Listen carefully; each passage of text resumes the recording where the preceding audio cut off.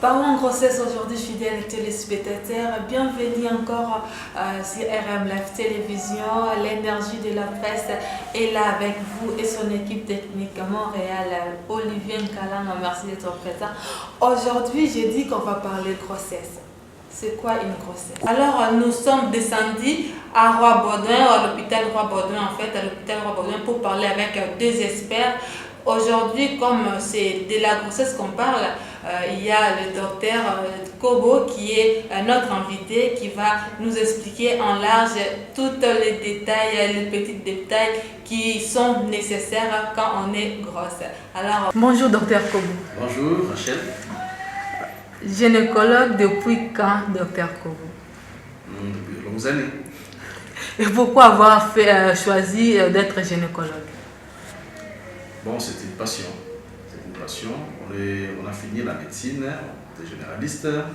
Et puis après, constatant la passion qu'on avait sur les femmes enceintes et les bébés qui naissaient, et nous sommes focalisés sur ces domaines de médecine. Alors, docteur Kobo, dites-nous d'une façon générale, c'est quoi une grossesse? En fait, une grossesse, c'est l'ensemble des phénomènes qui se déroulent entre la fécondation et l'accouchement, pendant lesquels il y a un embryon qui est là, et puis qui va devenir un fœtus, et puis après, il va être né, on va l'accoucher. C'est cet ensemble des phénomènes-là qui se déroulent entre la fécondation et l'accouchement. Cette période-là, on l'appelle grossesse. Ok. Aujourd'hui, nous sommes focalisés sur la grossesse extra-utérine remplie. Je sais qu'il y en a plusieurs, mais dites-nous un peu, c'est quoi une grossesse extra-utérine remplie? La grossesse extra-utérine, d'abord, c'est une grossesse qui se développe en dehors de la cavité utérine. La cavité, c'est-à-dire là où l'enfant a l'habitude, où le fœtus a l'habitude de se développer, on appelle ça cavité utérine. Parce que l'utérus a la cavité utérine, mais aussi le canal cervical. Je parle de la cavité utérine. Et quand est-ce qu'elle est remplie? Elle est remplie lorsque cette grossesse-là s'implante en dehors de la cavité utérine, qui n'est pas son lieu. À ce moment-là, les conditions feront que si par exemple cette grossesse se trouve au niveau des trompes, lorsque la grossesse va se développer, en prenant du volume, la trompe peut se rompre.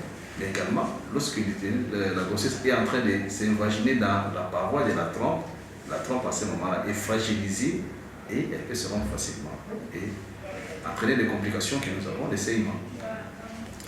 Comment savoir si une grossesse est extra-utérine remplie ou extra-utérine? Quels sont les symptômes? D'abord, c'est une grossesse extra-utérine, c'est une grossesse. Ce sont les mêmes signes que nous avons chez une femme qui est enceinte normale. Même si c'est une grossesse intra-utérine, ce sont les mêmes signes. C'est d'abord un retard des règles, mais lorsqu'il s'agit d'une grossesse extra-utérine, il y a des douleurs, mais il y a également les métrorragies, qui sont des saignements qui se passent en dehors des règles. Est-ce vrai, vous confirmez ce que les femmes de la Côte d'Ivoire ont dit que c'est la première cause de la mortalité féminine dès les 3 premiers mois? En fait, ce sont des hémorragies qui constituent la cause des mortalités. Mais parmi les causes de ces hémorragies, il y a aussi la grossesse extra-utérine. Voilà. La grossesse extra-utérine ne cause pas la mort en fait? Bon, au début, c'était fatal. C'était vraiment fatal. Mais aujourd'hui, lorsque le diagnostic est posé à temps, le pronostic vital n'est pas à craindre. Parce que le traitement va aller également de pair. Le traitement ici, il va consister à faire un traitement médical ou un traitement chirurgical. Mais lorsque le diagnostic est posé à temps, il n'y a pas à craindre un risque vital. Et quelles sont les complications d'une grossesse en dehors de l'utérus? C'est comme ça que je vous ai dit là, c'est ces saignements-là qui, si le diagnostic est posé en retard, peuvent entraîner des troubles hémodynamiques, c'est-à-dire il y aura une inondation de la cavité utérine, de la cavité péritonéale, pardon, et avec des perturbations en périphérie, il y aura des signes de pâleur, il y aura une tachycardie, le cœur va commencer à battre très vite, et d'autres signes de respiration deviennent superficiels et il y aura un ballonnement abdominal.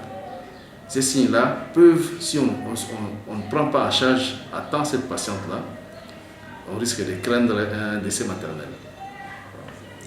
Bon, cela vient avec la question de Maman Lina qui a posé cette question.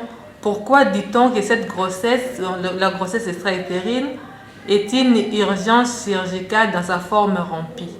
Bien sûr, c'est une affirmation simplement. Lorsqu'il y a la grossesse extra-utérine est rompue, c'est la sanction elle est chirurgicale. Ça peut se faire par la cellullochirurgie ou par la laparotomie, simplement. Après une grossesse extra-utérine, est-ce que cette femme aura la possibilité d'avoir d'autres enfants? Oui, certainement, elle peut avoir d'autres enfants. Mais sauf que la fertilité quand même diminue. Donc le pronostic fonctionnel est quand même un peu entamé. Parce qu'une femme qui a 2 trompes fonctionnelles a plus de chances d'avoir un peu plus d'enfants qu'une femme qui a une seule trompe. Mais la seule trompe-là peut permettre à cette femme d'avoir autant d'enfants qu'elle veut. Si elle est en bon état. Voilà. Et si cela n'appelle pas une autre grossesse extra? Si, donc il y a 10% de risques qu'une grossesse extra-utérine puisse faire une récidive. Donc on a 10% de chances. Lorsqu'une femme a fait une grossesse extra-utérine, elle peut encore faire une autre grossesse extra-utérine. Dans 10% des cas. Ok. Docteur Kobo, dites-nous un peu encore, à part la grossesse extra-utérine, parlez-nous aussi d'autres grossesses que vous connaissez un peu. Bon, les termes d'abord grossesse extra-utérine, ça veut dire la grossesse qui est en dehors de l'utérus, de la cavité de l'utérus d'abord. Mais les termes beaucoup plus généraux, je parlais de grossesse ectopique. Ectopique qui englobe aussi les grossesses extra-utérines. Une grossesse extra-utérine peut bien être utérine, mais elle n'est pas dans la cavité. Donc la nuance, c'est là-bas. La cavité utérine qui constitue le lieu par excellence où le fœtus ou l'embryon se développe. Alors, une grossesse peut être cervicale au niveau du col utérin. Ce n'est pas une grossesse extra-utérine. Elle est intra-utérine, mais sauf qu'elle est ectopique. Elle n'est pas à l'endroit prévu. Et les dangers seraient de quel côté? Les dangers, dans ces cas-là, comme il y a peu de muscles au niveau du col, souvent ce sont des ruptures utérines qui arrivent. Donc, ruptures utérines avec les hémorragies qui sont cataclysmiques. La femme saigne beaucoup et puis si on ne prend pas garde, on peut déplorer un décès maternel. Mais il y en a d'autres, il y a des grossesses diverticulaires qui sont des grossesses utérines, mais qui ne sont pas dans la cavité. Il y a également des grossesses cornéales, utérines également, mais pas dans la cavité utérine. Donc le terme ectopique est beaucoup plus général que le terme extra-utérin. Okay. Merci docteur Kobo de nous avoir réussi. Alors dites-nous un peu un conseil pour ces femmes qui commencent déjà leur CPN dépassant les 3 premiers mois. Bon, l'idéal c'est de faire commencer le CPN tôt. Donc le premier CPN au premier trimestre, c'est une CPN prénatale, des diagnostics de grossesse, de confirmation de grossesse. Il faut confirmer la grossesse. En confirmant la grossesse, vous devez également localiser cette grossesse-là. Est-elle intra-utérine ou elle est extra-utérine? La plupart des grossesses sont intra-utérines, bien entendu. Alors, un dernier mot c'est pour l'interview parce que nous sommes à la fin. Il y a des gens qui vous attendent déjà. Dernier mot pour cette interview et un conseil aux femmes qui nous suivent. Bon, le seul conseil qu'on pourrait donner et prodiguer à toutes ces femmes qui se sentent ou qui se savent déjà en retard des règles, et d'aller consulter les médecins pour qu'on puisse confirmer en fait la grossesse. Confirmer également localiser cette grossesse-là.